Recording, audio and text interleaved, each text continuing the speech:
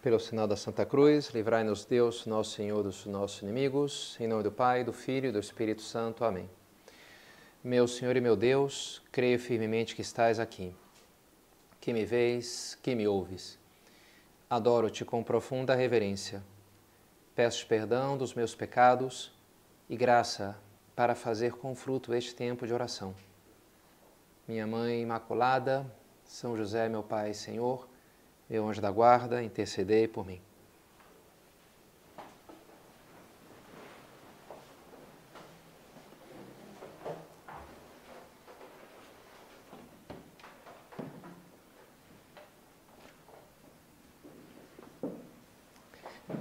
Venit nox, vem a noite.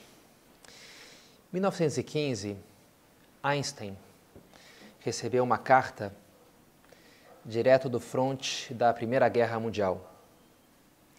O envelope estava sujo, amassado, cheio de lama, uma das pontas tinha sido completamente rasgada, o nome do remetente estava oculto por uma mancha de sangue. E dentro do envelope, ele encontrou uma carta de um outro grande cientista seu, chamado Karl Schwarzschild.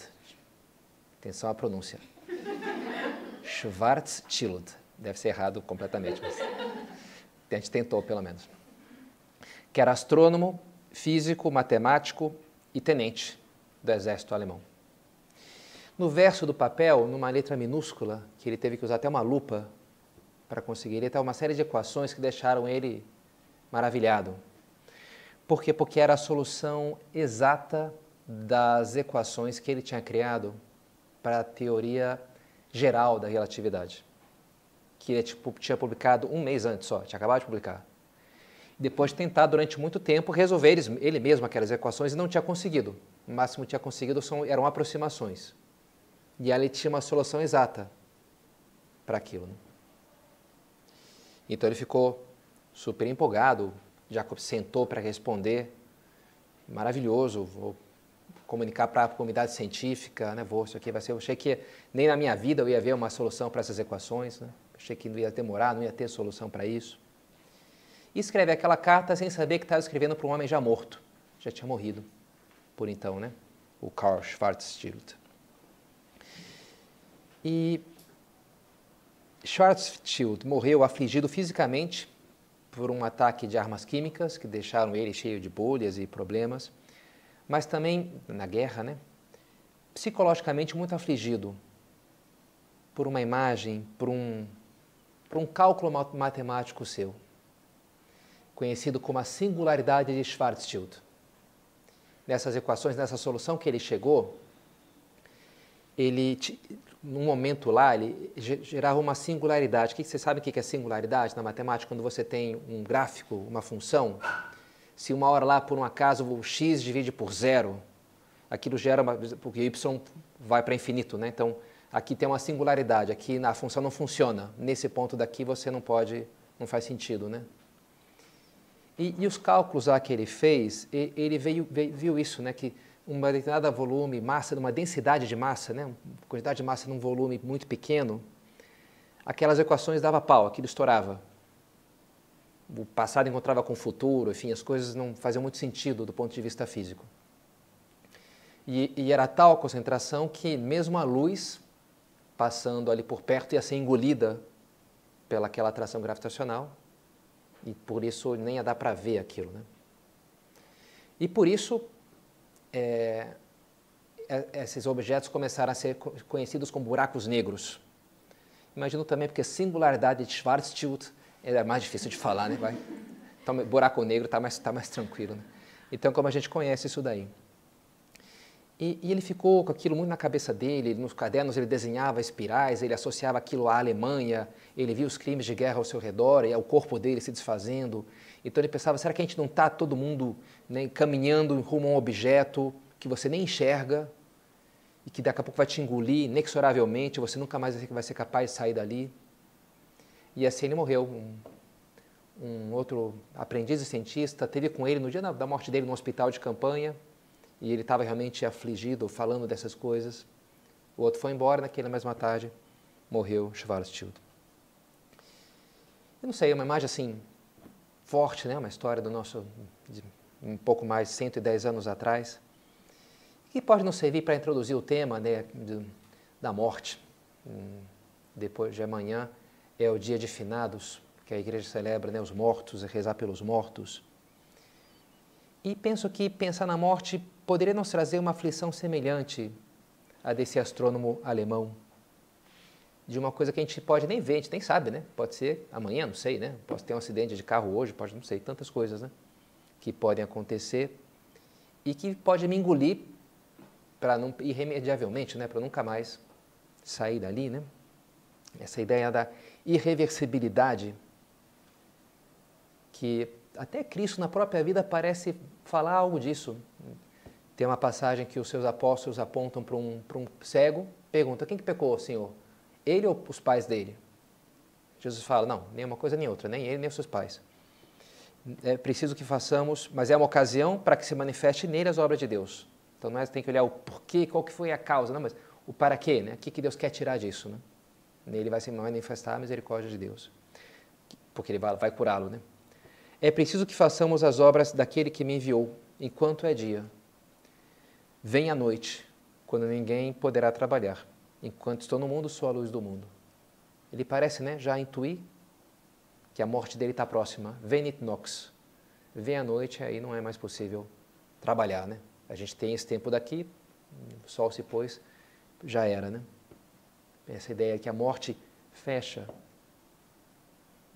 Faz 3 semanas faleceu Floriano, que era já amigo dos meus pais de longa data. Faz alguns anos enviuvou, casou no civil com a minha madrinha, a Teia, minha madrinha querida, Teia. E ela, foi 3 semanas ele faleceu, e ela escreveu um texto que me passaram, achei bonito no enterro dele, que diz assim, ele se foi, digam aos passarinhos que não voltem à nossa varanda, pois as plantas já não estarão tratadas para que coloquem seus ovos. Digam ao mar para que pare suas ondas, porque ele já não sonha com o tempo em que velejava. Avisem ao vento que pare de cantar, ele já não escuta seu canto, ele partiu. Foi para longe, cheio de amor, foi cercado de muito carinho e ternura. Ficarei com saudades, mas estarei em paz. Boa viagem, amor. Nossos segredos continuam secretos, nossos carinhos também estão seguros. Leve meu amor com você. Um texto singelo, né? É um pouco isso, né? A pessoa morre e me parece que essas coisas se misturam. Por um lado, a doçura de perceber o amor que a gente sente para aquela pessoa, o papel afetivo que ela teve na nossa vida, né? Mas, como é lógico, né? Muito imerso nessa dor de que não temos mais aquela pessoa ao nosso lado, né? A morte é um fim. Se essa viagem é um pouco esse velejar, ou o caminho que a gente falava na semana passada, a morte é essa chegada. Chegou, acabou aquela viagem, né? A teologia fala do fim do status viatoris, o estado do viajante, em que as coisas mudam, que as coisas estão ainda por se definir, né? Ali se define, ali se congela. Diz a Escritura, se uma árvore cair para o sul ou para o norte, no lugar em que cair, aí ficará. Se define. Para lá ou para cá, bem. E é ali que fica, assim fica. Então, a gente não tem mais solução se não ficar realmente aflito e triste diante da morte? No máximo se contentar com amenidades, contando piadas? Não, né? Somos cristãos, né? E a gente tem fé. E por isso a gente não precisa, a gente não está preso a isso, né? Por quê? Porque Cristo ressuscitou. E a partir da fé a gente vai olhar para a morte. E a maneira como a fé nos coloca, nos situa diante da morte, não é, o modelo é diferente, não é esse de que tem um buraco negro que vai me sugar e aí termina tudo. É mais ou menos o contrário. A redenção, a fé, a graça, pelo contrário, é a oportunidade de me tirar do buraco negro. É de me abrir para a vida. No buraco negro eu já estou. Interessante, até fazendo minhas pesquisas para preparar essa meditação, me deparei com algum vídeo, com essa hipótese de que o universo a gente está dentro de buraco negro. Sei lá o quanto isso tem fundamento ou não, não me aprofundei no assunto, mas teologicamente faz sentido, né? Você pensar que você está um pouco, né, na zona da morte e que a graça é é você sair disso, né? A Bíblia ensina que com o pecado a morte entrou no mundo. E a gente ficou preso a ela. Isso sim, de uma maneira inexorável, irremediável, né? Aquela prisão impossível de escapar. E o que a gente quer é fugir daqui. Não ficar aqui, né? Mas sair. Nesse sentido, achei muito interessante os livros do C.S. Lewis, menos conhecido, chama-se A Trilogia Planetária. Ou Trilogia de Ransom, que é o nome do protagonista. Porque ele viaja. No primeiro livro ele vai para Marte, no segundo ele vai para Vênus. O terceiro ele fica na Terra mesmo. Mas é interessante, né? São livros de ficção teológica, que é um gênero meio diferente, né? Ainda que ele viaja no espaço, não dá para chamar de ficção científica, até porque ele comete uns erros de física que são terríveis. Você lê aquilo, um engenheiro fica apavorado. Como assim? Esse cara não sabe nada de física, não é possível. Mas enfim, o que importa são as reflexões teológicas, né, que ele levanta, essas sim são bem interessantes, né? E o primeiro, ele chama-se Mais Além do Planeta Silencioso. Como eu disse, ele vai para Marte. E lá encontra marcianos. Muito bem, né? E o curioso dos marcianos, eu não lembro, acho que tem 2 ou 3 raças e são bem diferentes fisicamente. Mas o que importa, eu não lembro da físico, mas o que importa é a personalidade. Porque eles conseguem se comunicar de alguma maneira, ou quem vai é um professor de filologia, bem coisa de Tolkien, Lewis, né? Professor de filologia é o herói da história. Então ele consegue lá decodificar a linguagem dos marcianos. E o curioso é que é um diálogo um pouco truncado, não porque os marcianos sejam cruéis ou queiram dominar, conquistar a Terra, mas pelo contrário, né? Você percebe que eles são seres sem pecado original. Diferente da Terra, que a gente cometeu o pecado original, os marcianos não cometeram. Então ele imagina como é que seria um mundo, um planeta sem pecado original. As pessoas boas, puras, ingênuas, inocentes, né?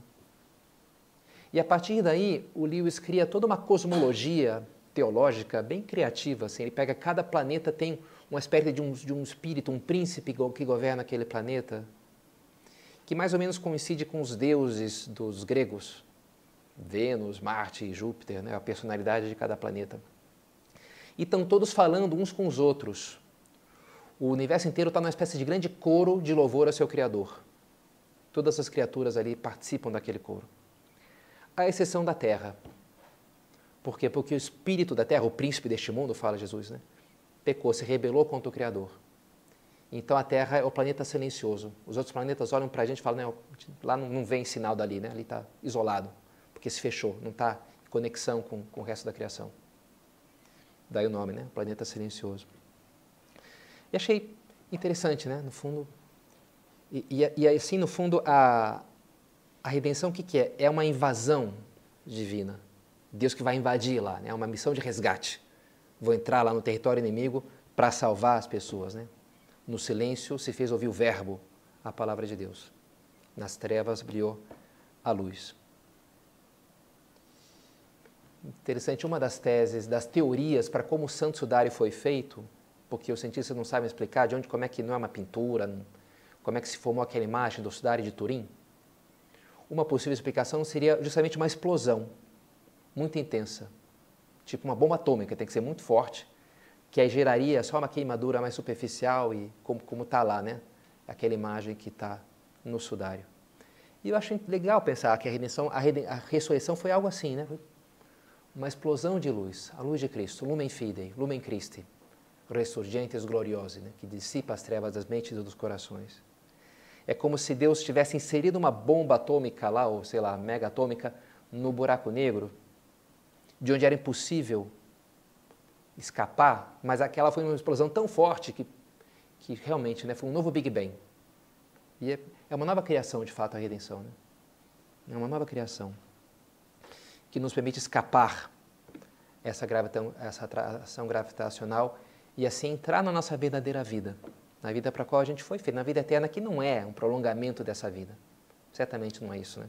É algo muito diferente, é algo muito maior. E a porta para esse universo, que é a nossa casa verdadeira, é Cristo, é a sua cruz. Né? Ninguém vai ao Pai senão por mim. Ele é a porta que nos dá a liberdade, nos atraindo a si, recapitulando em si todas as coisas. E essa é a nossa esperança, né? Portanto, se nos vem essa voz de que venit nox, aí vem a noite, né? Você está envelhecendo aqui, somos todos super jovens, né? Mas, sei lá, sempre, né, um perigo, um problema, pandemia, o risco de morrer por isso, por aquilo, enfim, a gente vai morrer, né? Mais cedo ou mais tarde. Mas quando nos vier um pouco esse medo, uma angústia, se aproxima a noite, a gente diga como o Senhor, Mane nobiscum Domine, quoniam ad vesperascit, como os discípulos de Emaús, fica conosco, Senhor, porque já se faz tarde, porque já escurece, né? Fica comigo. E Ele vai nos dizer, aquele que me segue não andará nas trevas, mas terá a luz da vida. Não se preocupe, né? Se você está comigo, você não morrerá jamais, né? Não vai estar nas trevas, mas vai ter a luz da vida. Hoje é noite de Halloween. Não estou vendo ninguém fantasiado aqui. Eu vi uma menina aqui com uma capa vermelha. Que esquisito. Ah, é uma capa de vampiro, alguma coisa assim, né? Na rua. Por quê? Porque a véspera de Halloween vem de All Hallows Eve. A véspera de Todos os Santos, que é amanhã, né? A solenidade, né? Que a gente vai celebrar. E é curioso, né? De onde vem esse negócio? Pode nos parecer esquisito porque tenha sobrevivido. Parece uma coisa assim meio pagã, né? Deuses e demônios e bruxas, né? Como é que isso sobreviveu à Idade Média, a Europa cristãos legou isso daí? Porque isso não sumiu como, sei lá, o culto a Vênus, né? Sumiu essas outras coisas, né? O Apolo, a Júpiter.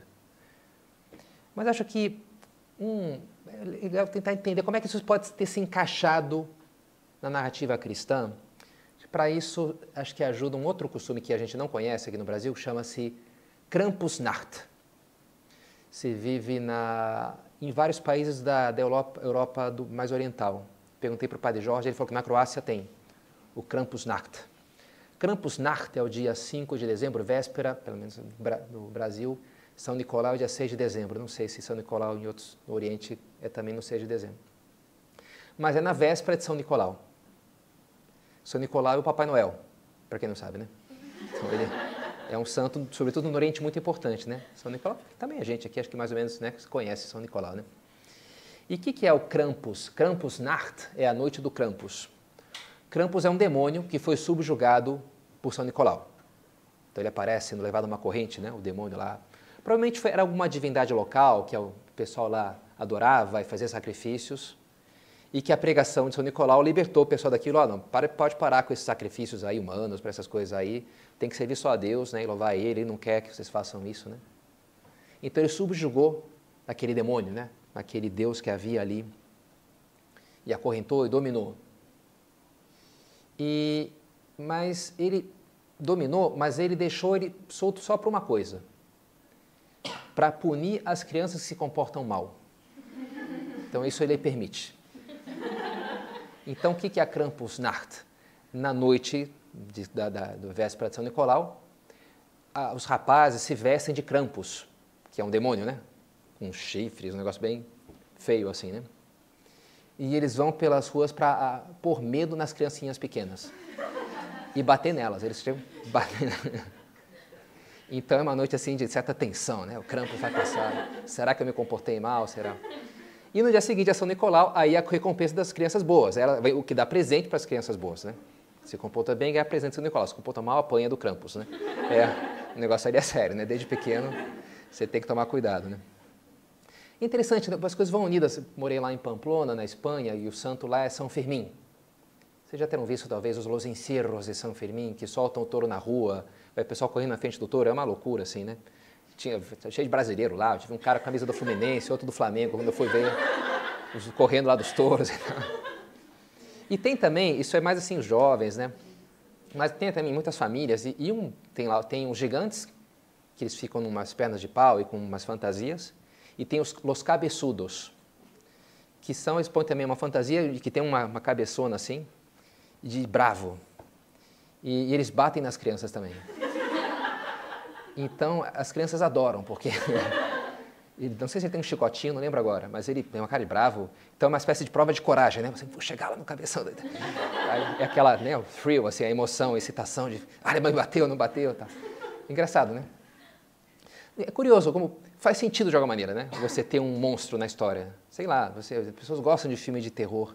E essas coisas parecem... A gente pode pensar, né, que sobreviveram com essa ideia. São Nicolau, ele domina o demônio. Você não tem que ter mais medo dele. Agora, ele usa para o bem, para punir o mal. Se existe o mal no mundo ainda, Cristo já venceu a morte e o pecado. Mas se existe o mal, é para a gente tirar algo bom daquilo. E a gente pode tirar algo bom daquilo. Né? De vencer. É bom lembrar-se que existe o mal. Mas, ao mesmo tempo, não se deixando dominar. Não preciso mais fazer sacrifício para o Krampus, né? Não preciso lá, sei lá, né, oferecer o meu bebê ou fazer esse tipo de coisa, né? Porque eu sou livre. Isso não tem por que me dominar. Eu posso zombar desse negócio, né? Esse seria o sentido. Claro, o problema é se você fica só com Halloween e não celebra todos os santos, né? Aí você fica só com o capeta, mas não é libertado como os santos se libertaram, né? Que é o que a gente quer, né? A gente quer a liberdade, não a prisão, né? Foi muito interessante numa entrevista com Jordan Peterson, perguntaram a ele se ele tinha medo de morte. Ele respondeu que não. Ele dizia, até porque, olha, me escapa completamente entender, compreender o que é isso, né? Mas ele fala uma coisa interessante. Se a coisa que mais você tem medo é a morte, olha, ou te falta imaginação ou experiência da vida, porque tem muitas coisas muito piores do que a morte. E aí o cara pergunta na entrevista, por exemplo, olha, sei lá, uma dor física insuportável e permanente, né? Perder um filho, uma culpa moral grave, você ter feito um negócio que é irremediável, sei lá, prefiro ter morrido do que carregar essa culpa, né? Tem muitas coisas muito piores. A literatura nos ajuda a perceber isso daí, ver isso daí, né? E ele diz, eu não tenho medo da morte, eu tenho medo do inferno. Isso eu tenho medo. E me parece que é um medo bem situado, né? Diz Jesus, não temais aqueles que podem matar o corpo e não podem matar a alma. Temei antes aquele que pode fazer parecer no inferno tanto o corpo como a alma. É bom ter medo dos espíritos impuros, que poderiam entrar na nossa vida e estragar o que a gente tem de mais valioso. Ainda que nunca é um medo paralisante, né? Porque a gente sabe que a gente pode vencer. Jesus venceu o pecado e a morte. Ó morte, onde está a tua vitória? Onde está teu aguilhão? Pergunta para ela São Paulo. E assim, né, com os demônios, a gente pode fazer o mesmo com a morte. Assim como Nicolau subjugou o Krampus, e o Krampus virou um pet lá de São Nicolau, né, que está na coleira lá, né, o cachorro que faz brincadeira com ele, né? Os santos fizeram algo assim com a morte também. Subjugaram a morte. Ao invés de ser uma fonte de aflição e angústia, eles usam aquilo para o próprio bem, porque agora está dominado, né? O chamado memento mori. Lembra-te do morrer. E aí Santa Teresa tinha lá uma caveira, os capuchinhos em Roma têm uma capela cheia de esqueletos de verdade, né? E crânios, um negócio meio... E na Basílica de São Pedro tem lá algum esqueleto por ali, naquelas esculturas de mármore, né?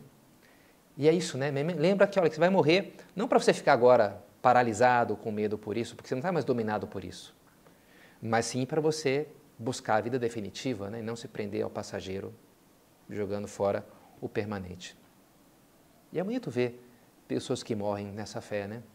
Faz 6 meses, morreu aqui a Margarida, né?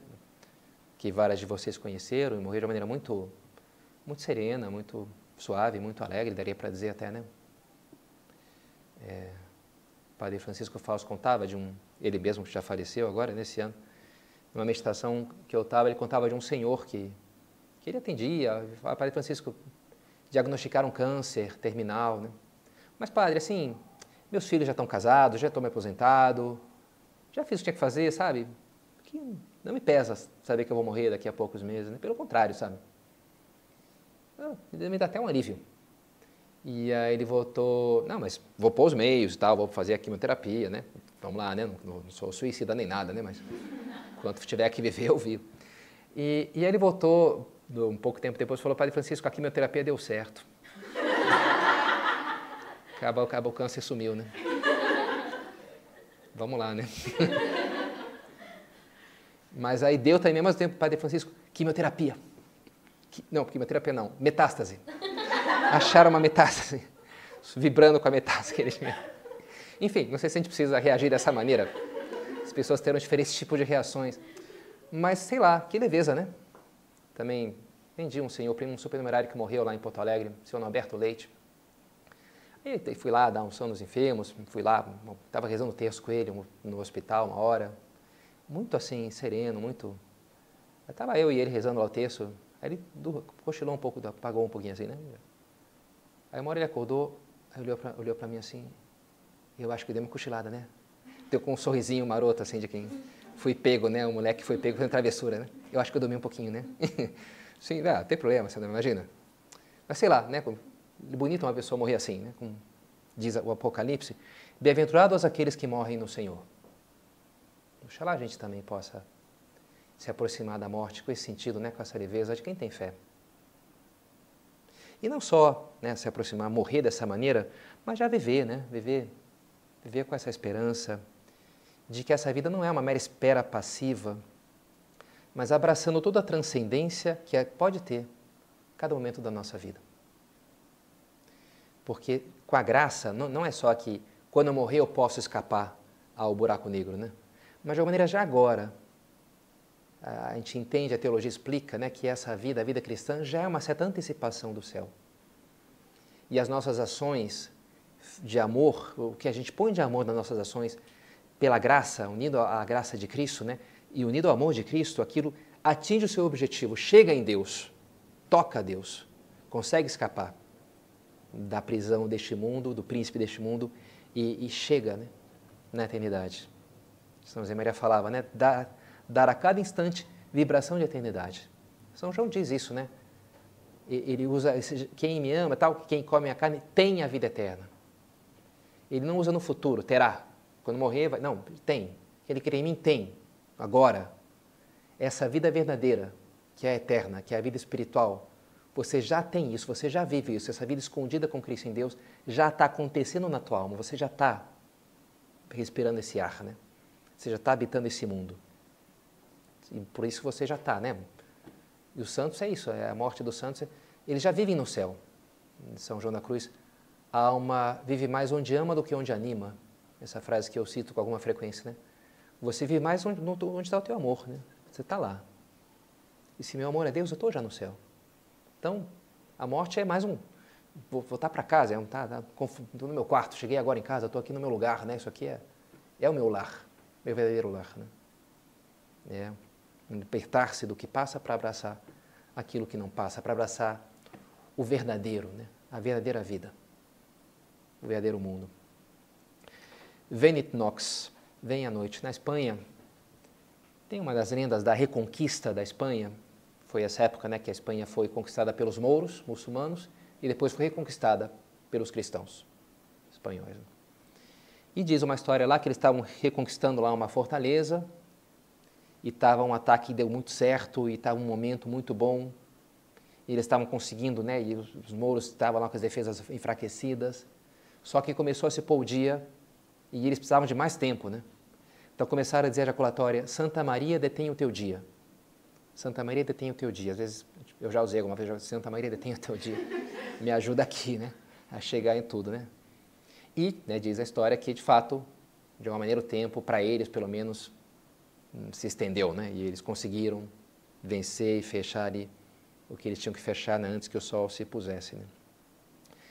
Nos ajudará sempre, né? Acudir a ela, pensar em Nossa Senhora, que vai estar do nosso lado, na morte, né? Mas agora na vida, para que a gente saiba viver bem essa vida, que ela não seja nem curta demais, que não consigamos estar preparados para outra vida, nem longa demais, que percamos a esperança de um dia finalmente chegar na nossa pátria definitiva.